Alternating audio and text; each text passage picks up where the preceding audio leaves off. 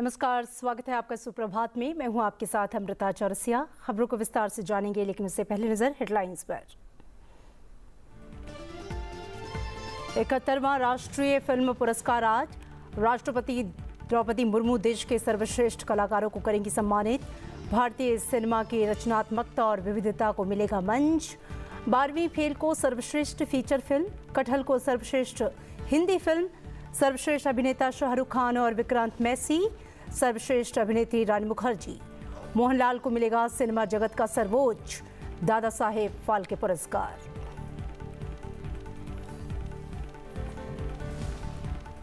प्रधानमंत्री नरेंद्र मोदी ने त्रिपुरेश्वरी शक्तिपीठ मंदिर का किया भव्य उद्घाटन। मंदिर प्रसाद योजना के तहत 52 करोड़ रुपए से हुआ पुनर्विकसित। प्रधानमंत्री ने मंदिर में पूजा अर्चना और प्रदर्शनी का किया अवलोकन। ये कदम धार्मिक, पर्यटन और सांस्कृतिक विरासत को देगा बल।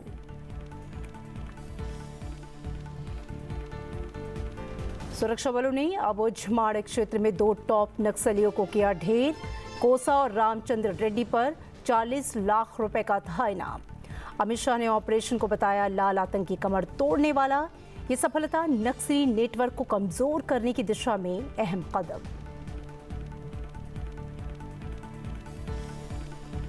विदेश मंत्री एस जयशंकर ने यूएस के विदेश मंत्री रूबियो से की मुलाकात। यूएनजीए सत्र के दौरान व्यापार समझौते और रणनीतिक संबंधों पर चर्चा। पीएम मोदी के नेतृत्व में भारत की विदेश नीति मजबूत पड़ाव पर। 27 सितंबर को यूएनजीए में भारत का राष्ट्रीय वक्तव्य देंगे।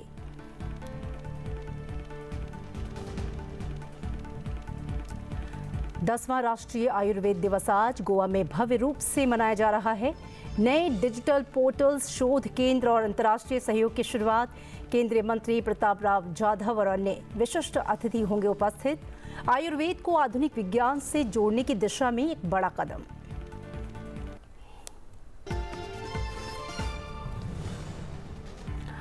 और प्रधानमंत्री नरेंद्र मोदी ने सोमवार को अरुणाचल प्रदेश में 5,100 करोड़ रुपए से अधिक की बुनियादी ढांचा परियोजनाओं का शुभारंभ किया। नवरात्रि के पहले दिन अरुणाचल प्रदेश पहुंचकर उन्होंने भारत की अष्टलक्ष्मी की अवधारणा पेश की और उत्तर पूर्व को एक नई पहचान दी। अपने पूर्वोत्तर दौरे के दौरान उन्होंने ऊर्जा और क्षेत्रीय विकास में राज्य की बढ़ती भूमिका पर प्रकाश डाला। क्षेत्र में विशाल जल विद्युत क्षमता का उपयोग करने और निरंतर ऊर्जा उत्पादन को बढ़ावा देने के लिए प्रधानमंत्री ने ईटानगर में 3,700 करोड़ रुपए से अधिक की लागत वाली 2 प्रमुख जल विद्युत परियोजनाओं की आधारशिला रखी। प्रधानमंत्री ने सड़क संपर्क, स्वास्थ्य सेवा और अग्नि सुरक्षा सहित विभिन्न क्षेत्रों में 1,290 करोड़ रुपए से अधिक की परियोजनाओं का शुभारंभ किया। देवो भव, जिनको कभी किसी ने नहीं पूछा उसको मोदी पूजता है। इसलिए जिस नॉर्थ ईस्ट को कांग्रेस के समय में भुला दिया गया था, वो साल 2014 के बाद विकास की प्राथमिकताओं का केंद्र बन गया है। हमने पूरे नॉर्थ ईस्ट के विकास के लिए बजट कई गुना बढ़ाया। हमने लास्ट माइल कनेक्टिविटी और लास्ट माइल डिलीवरी को अपनी सरकार की पहचान बनाया। और इतना ही नहीं, हमने ये पक्का किया कि सरकार दिल्ली में बैठकर नहीं चलेगी। अफसरों को, मंत्रियों को ज्यादा से ज्यादा नॉर्थ ईस्ट आना होगा, यहां रात्रि मुकाम करना होगा। ईटानगर के इंदिरा गांधी पार्क में जनसभा को संबोधित करते हुए प्रधानमंत्री ने कहा कि अरुणाचल की धरती न केवल उगते सूरज की धरती है, बल्कि देशभक्ति का उद्गम स्थल भी है। नॉर्थ ईस्ट देश के विकास की ड्राइविंग फोर्स बन रहा है और बहुत बड़ा फोकस यहां सुशासन पर है, गुड गवर्नेंस पर है। हमारी सरकार के लिए नागरिकों के हितों से बड़ा कुछ भी नहीं।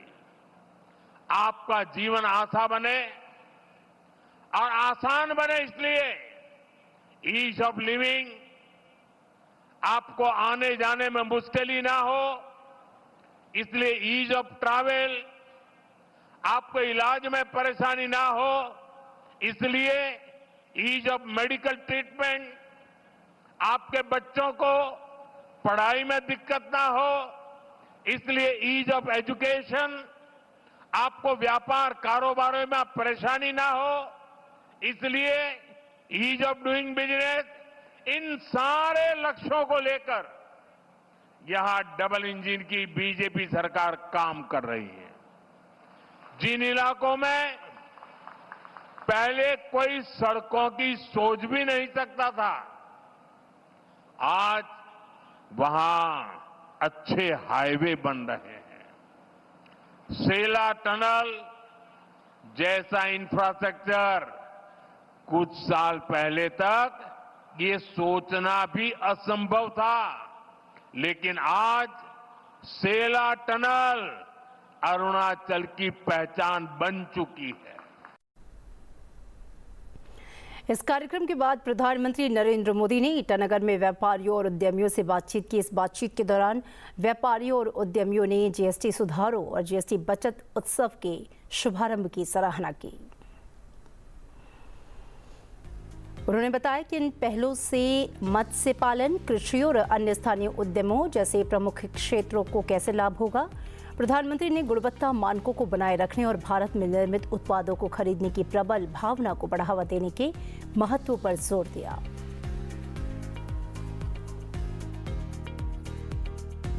महत्व है आजकल। देखिए, पहले के जमाने में आयुर्वेद की जो दवाइयां होती थी वो पूरा थैला भर लेकर के साथ जाना पड़ता था और जहां जाते थे वहां उबालना पड़ता था, फिर उसमें से कुछ ये पियो, फिर पाउडर रहता था। धीरे धीरे उसमें बदल आ गया और एकदम मॉडर्न वे में तो आयुर्वेद बहुत पॉपुलर हो गया। वैसे ही हम जो भी बनाए उन सब चीजों को हमारी कोशिश होनी चाहिए कि हम इसको पूरी तरह बहुत ही अच्छे पैकेजिंग का भी ध्यान करना पड़ेगा। दूसरा मेरा आग्रह होगा, अब हमने ग्लोबली सबको टारगेट करना चाहिए। भले प्रोडक्ट किसी इलाके की होगी, ऑनलाइन जैसा आपने कहा कि उन्होंने ऑनलाइन काफी काम शुरू किया है, हमने ऑनलाइन जाना चाहिए, अपनी खुद की प्रोडक्ट तैयार करनी चाहिए। दुनिया में कभी कभी लोग ऐसी चीजें ढूंढते रहते हैं, वो खरीदते हैं, हमें कोशिश करनी चाहिए। पूर्वोत्तर दौरे के क्रम में प्रधानमंत्री नरेंद्र मोदी सोमवार को नवरात्र के पहले दिन त्रिपुरा पहुंचे, जहां पर उन्होंने त्रिपुरा के गोमती जिले के उदयपुर में स्थित 524 साल पुराने त्रिपुर सुंदरी मंदिर में दर्शन पूजन किया। केंद्र सरकार की ओर से मंदिर का जीर्णोद्धार कराया गया है। इस दौरान त्रिपुरा के राज्यपाल एन इंद्रसेन रेड्डी और मुख्यमंत्री माणिक साहा भी मौजूद थे। 500 वर्ष से भी अधिक पुराना ये मंदिर 51 शक्तिपीठों में से एक है। इस मंदिर का केंद्र सरकार की प्रसाद योजना के तहत 52 करोड़ रुपए की लागत से जीर्णोद्धार किया गया। इस मंदिर का निर्माण महाराजा धन्य माणिक्य ने 1501 में करवाया था। स्थानीय लोग इसे त्रिपुरेश्वरी मंदिर या माता बाड़ी के नाम से जानते हैं। मान्यता है कि यहीं देवी सती का दाहिना चरण भाग भगवान शिव के तांडव के समय गिरा था।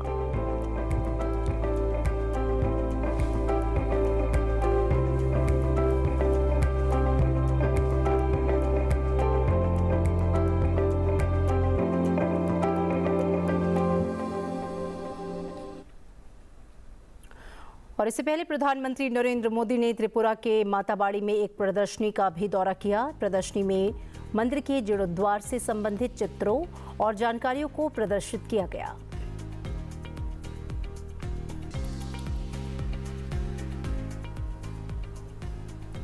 प्रधानमंत्री कार्यालय आज 23 सितंबर को एक बैठक आयोजित कर रहा है, जिसका उद्देश्य घरेलू ऑडिट और कंसल्टेंसी फर्मों को वैश्विक स्तर पर बिग फोर जैसे डेलॉयट, ईवाई, केबीएमजी और पीडब्ल्यूसी के नाम के साथ प्रतिस्पर्धा करने में सक्षम बनाना है। इस बैठक में नियामक परिवर्तनों और अन्य उपायों पर चर्चा की जाएगी ताकि बड़ी घरेलू कंपनियों को विकसित किया जा सके और वैश्विक स्तर पर भारत की प्रतिस्पर्धात्मकता बढ़ाई जा सके। बैठक के मुख्य उद्देश्य हैं बड़ी घरेलू ऑडिट और कंसल्टेंसी फर्मों को विकसित करना जो वर्तमान में वैश्विक दिग्गजों द्वारा हावी बाजार में प्रतिस्पर्धा कर सकें, घरेलू फर्मों की क्षमता बढ़ाने के लिए आवश्यक नियामक परिवर्तनों पर विचार विमर्श करना, वित्तीय ऑडिट और परामर्श सेवाओं का बिग फोर के प्रभुत्व को कम करना।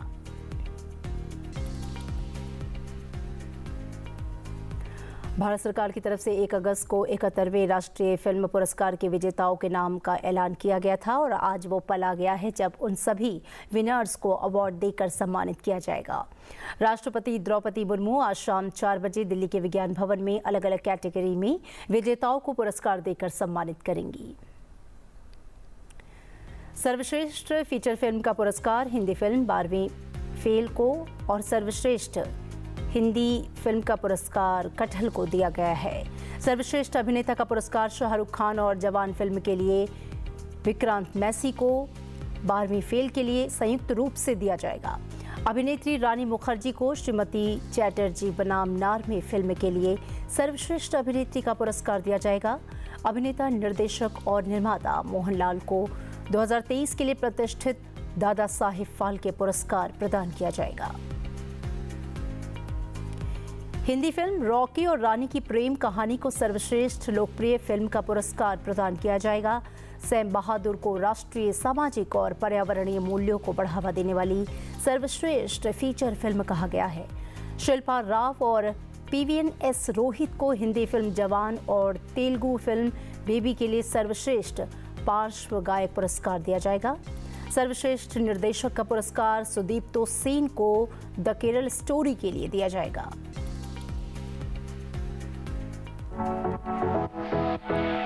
Legendary actor and filmmaker Mohanlal to be honored with the Dada Saheb Phalke Award 2023 at the 71st National Film Awards. His journey, marked by unmatched talent, versatility and relentless hard work, has set a golden standard in Indian cinema. With a rich body of work spanning decades, he stands as a leading light of Malayalam cinema and theatre, carrying Kerala's culture with pride. He has also delivered remarkable performances in Telugu, Tamil, Kannada and Hindi films. From Kerala to the global screens, his brilliance across mediums continue to inspire generations. It's with so much humility, with so much gratitude, with so much love and respect, I am accepting this great award. I think this is one of the finest moments in my life. When I heard that I got this, first thing it came into my mind is a kind of, what is this, what is happening with me? Is it real or not? This is the highest award for an actor in the Indian film industry. So it's a great movement, but I am sharing the entire credit with all my fellow members in this fraternity. Not only in Malayalam, I have done films in Tamil, Telugu, Kannada, Hindi. So I'm sharing all my respect with all the artists, with all the directors, producers, with all my people who worked with me in the set, my costumer, my makeup man, everything. Even with all my people who love me, who share their interest in films with me, my spectators, my fans. So it's a great movement in my life. और कोटा राष्ट्रीय मेला दशहरा 2025 का सोमवार को रंगारंग आगाज हुआ। लोकसभा अध्यक्ष और कोटा से सांसद ओम बिरला ने ध्वजारोहण, आतिशबाजी के बाद मेले की शुरुआत की औपचारिक उद्घोषणा की। लोकसभा अध्यक्ष और कोटा से सांसद ओम बिरला ने सोमवार को कोटा के दशहरा मैदान में 132वें राष्ट्रीय दशहरा मेले की शुरुआत की। उपस्थित लोगों को संबोधित करते हुए लोकसभा अध्यक्ष ने कहा कि 100 वर्ष से भी अधिक पुराना ये मेला सांस्कृतिक विरासत, एकता और लोगों की आर्थिक एवं सामाजिक समृद्धि का उदाहरण है। उन्होंने कहा कि ऐसे मेलों में स्वदेशी उत्पादों का प्रदर्शन होता है। हमारे स्वदेशी सामानों की ताकत दुनिया भर में बढ़ रही है, जो हमें आत्मनिर्भरता की ओर ले जा रही है। लोग मेलों में से उचित दामों पर स्वदेशी सामान खरीदकर पैसा बचा सकते हैं।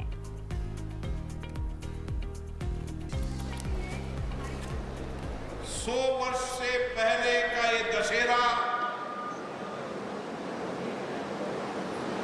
हमारी संस्कृति का, लोगों के जोड़ने का, लोगों के मिलन का और लोगों के आर्थिक परिवर्तन का मेला है। आज संपूर्ण देश के अंदर माननीय प्रधानमंत्री जी के नेतृत्व में बचत उत्सव भी मनाया जा रहा है। स्वदेशी पहने, स्वदेशी अपनाएं, स्वदेशी का निर्माण करें। हमारी स्वदेशी वस्तुएं, स्वदेशी सामानों की ताकत दुनिया में बढ़े और उसके साथ लोगों की आर्थिक बचत भी हो। और इसीलिए आर्थिक बचत के साथ महंगाई कम कर इस मेले में ज्यादा से ज्यादा लोग स्वदेशी वस्तुएं खरीदे, स्वदेशी सामान खरीदे और अपने पसीने से बनी हुई उन चीजों और वस्तुओं को खरीदने का काम इस मेले से आने वाले समय में होगा। विदेश मंत्री एस जयशंकर ने सोमवार को न्यूयॉर्क में संयुक्त राष्ट्र महासभा के 80वें सत्र के दौरान अमेरिकी विदेश मंत्री मार्को रूबियो से मुलाकात की। ये मुलाकात दोनों नेताओं की इस साल की व्यापारिक तनातनी के बाद पहली आमने सामने की बातचीत थी। भारत अमेरिका संबंधों में हाल के महीनों में तनाव देखने को मिला था, खासकर तब जब अमेरिकी राष्ट्रपति डोनाल्ड ट्रंप ने भारत द्वारा रूसी तेल की खरीद पर प्रतिक्रिया देते हुए भारतीय सामानों पर 25% टैरिफ लगा दिया था। इसके बावजूद दोनों देश अब संबंध सुधारने और एक द्विपक्षीय व्यापार समझौते की दिशा में काम कर रहे हैं। इस संबंध में वाणिज्य मंत्री पीयूष गोयल की अगुवाई में भारतीय प्रतिनिधिमंडल वॉशिंगटन में वार्ता कर रहा है। इससे पहले 16 सितंबर को अमेरिकी व्यापार प्रतिनिधि के अधिकारियों के भारत दौरे के दौरान सकारात्मक चर्चा हुई और दोनों पक्षों ने जल्द ही पारस्परिक रूप से लाभकारी समझौते को अंतिम रूप देने की दिशा में काम को तेज करने पर सहमति जताई। राष्ट्रपति ट्रंप ने भी भरोसा जताया है कि भारत और अमेरिका के बीच समझौता करने में कोई कठिनाई नहीं होगी। इस मुलाकात से पहले जयशंकर और रूबियो की बातचीत जुलाई में वॉशिंगटन में 10वें क्वाड विदेश मंत्रियों की बैठक के दौरान हुई। जनवरी में भी दोनों नेताओं की चर्चा हुई, लेकिन व्यापारिक विवादों के बाद ये उनकी पहली सीधी मुलाकात रही। जयशंकर और रूबियो की ये मुलाकात भारत अमेरिका संबंधों में नई ऊर्जा भरने और व्यापारिक मतभेदों को दूर करने की दिशा में अहम मानी जा रही है। महाराष्ट्र छत्तीसगढ़ सीमा पर नारायणपुर के अबूझमाड़ क्षेत्र में सुरक्षा बलों ने 2 केंद्रीय समिति सदस्य नक्सल प्रमुखों कट्टा रामचंद्र रेड्डी और कादरी सत्यनारायण रेड्डी को मार गिराया। मारे गए दोनों नक्सल नेताओं पर 40-40 लाख रुपए का इनाम था। केंद्रीय गृह मंत्री अमित शाह ने नक्सलियों के खिलाफ इस जीत को हासिल करने के लिए सुरक्षा बलों की सराहना की है। गृह मंत्री अमित शाह ने सोशल मीडिया प्लेटफॉर्म पर एक पोस्ट में कहा है कि आज हमारे सुरक्षा बलों ने नक्सलियों के खिलाफ एक और बड़ी जीत हासिल की। उन्होंने कहा कि महाराष्ट्र छत्तीसगढ़ सीमा पर नारायणपुर के अबूझमाड़ क्षेत्र में हमारे सुरक्षा बलों ने केंद्रीय समिति के 2 सदस्य नक्सल नेताओं कादरी सत्यनारायण रेड्डी उर्फ कोसा और कट्टा रामचंद्र रेड्डी को मार गिराया। उन्होंने कहा कि हमारे सुरक्षा बल नक्सलियों के शीर्ष नेतृत्व को व्यवस्थित रूप से ध्वस्त कर लाल आतंक की कमर तोड़ रहे हैं। जिला नारायणपुर के अबूझमाड़ क्षेत्र अंतर्गत छत्तीसगढ़ महाराष्ट्र सीमावर्ती इलाका में प्रतिबंधित एवं गैर कानूनी सीपी महोदय संगठन कैडर्स की उपस्थिति की आसूचना का आधार पर सुरक्षा बल द्वारा अभियान जारी रखा। अभियान के दौरान आज दिनांक 22 सितंबर को प्रातः से अनेक बार माओवादी एवं सुरक्षा बल के बीच में मुठभेड़ हुई। मुठभेड़ के उपरांत इलाका का सर्चिंग में 2 पुरुष माओवादी कैडर्स का डेड बॉडी और AK-47 इंसास इस प्रकार राइफल और अन्य आर्म्स एम्युनिशन भी बरामद की गई थी। अभी दोनों माओवादी कैडर का शनाख्ती सेंट्रल कमेटी मेंबर KRC उर्फ राजू दादा का रूप में तथा दूसरा कैडर का कोसा दादा उर्फ सत्यनारायण रेड्डी के रूप में शनाख्ती हुई है। इन दोनों माओवादी कैडर विगत कई वर्षों से दंडकारण्य इलाका में अलग अलग पद में कई प्रकार की हिंसात्मक गतिविधि में प्रत्यक्ष रूप से और अप्रत्यक्ष रूप से शामिल रहा।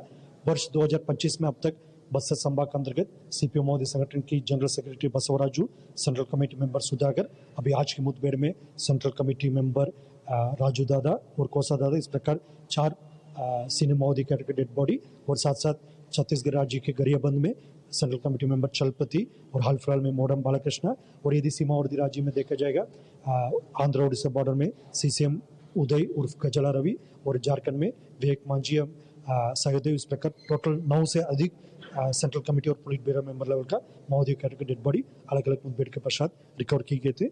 जी, कट्टा रामचंद्र रेड्डी और राजू दादा, जिसको गुड साउथ संडी भी कहते थे, वो प्रवक्ता के नाते काम करता था वहां पे। और ऐसे ही कादरी सत्यनारायण रेड्डी उर्फ कोसा, ये 2 CC मेंबर लेवल के लोग हैं, मतलब टॉप मोस्ट कैडर है नक्सलियों का। ये दोनों न्यूट्रलाइज हुए हैं। नारायणपुर जिले के DRG के जवानों ने बड़ी सफलता हासिल की है। परफेक्ट इंटेलिजेंस के बेस के आधार पर कोकामेटा थाना क्षेत्र के अंतर्गत नीलांगुर के पास में, महाराष्ट्र बॉर्डर के पास में ये हुआ है। और आज पूरे देश में 10वां राष्ट्रीय आयुर्वेद दिवस भव्य रूप से मनाया जा रहा है। मुख्य आयोजन गोवा स्थित all India institute of Ayurveda में हो रहा है। केंद्रीय मंत्री प्रताप राव जाधव और श्रीपद नाइक सहित कई अतिथि उपस्थित हैं। कार्यक्रम में डिजिटल पोर्टल्स, रिसर्च यूनिट्स और ग्लोबल MOU लॉन्च किए जा रहे हैं। इंटीग्रेटिव ऑन्कोलॉजी, रणभाजी उत्सव जैसे नवाचार भी मुख्य आकर्षण हैं। इस वर्ष की थीम है आयुर्वेदा फॉर वन हेल्थ, जो मनुष्य, पशु और प्रकृति के सामूहिक स्वास्थ्य पर केंद्रित है। सरकार का लक्ष्य आयुर्वेद को आधुनिक विज्ञान और वैश्विक स्वास्थ्य से जोड़ना है। ये दिवस भारत की पारंपरिक चिकित्सा और वैज्ञानिक दृष्टिकोण से वैश्विक मंच देने का प्रयास है। आयुष मंत्रालय के अनुसार ये पहल शोध, रोजगार और निर्यात तीनों क्षेत्रों को गति देगी। आयुर्वेद अब सिर्फ परंपरा नहीं, बल्कि विकसित भारत के स्वास्थ्य मॉडल का अभिन्न हिस्सा बन रहा है। ऐतिहासिक कदम के रूप में भारत सरकार ने शरद ऋतु संधिकाल के साथ आयुर्वेद दिवस समारोह के आयोजन के लिए वार्षिक तिथि के रूप में 23 सितंबर को निर्धारित किया है। इस वर्ष हम आयुर्वेद दिवस का 10वां संस्करण Ayurveda for people and planet theme के साथ मना रहे हैं। यह थीम आयुर्वेद को वैश्विक सतत विकास लक्ष्यों के साथ जोड़ती है और व्यक्तिगत स्वास्थ्य और हमारे पृथ्वी के कल्याण दोनों के संरक्षण की तत्काल आवश्यकता पर जोर देती है। इस वर्ष 10वें आयुर्वेद दिवस के लिए नोडल संस्थान के रूप में अखिल भारतीय आयुर्वेद संस्थान गोवा का केंद्र को चुना गया है।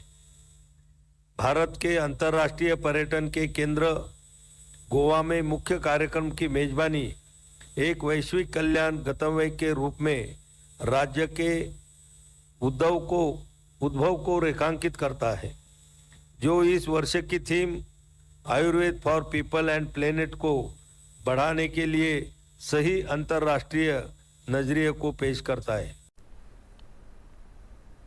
प्रधानमंत्री नरेंद्र मोदी ने त्रिपुरा के गोमती जिले में त्रिपुर सुंदरी मंदिर में पूजा अर्चना की।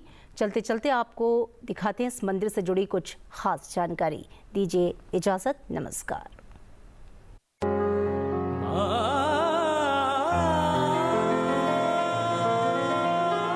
त्रिपुरा की धरती आस्था और अध्यात्म की अनोखी गाथाएं संजोए है। इन्हीं में सबसे प्राचीन और पवित्र स्थल है त्रिपुरा सुंदरी मंदिर।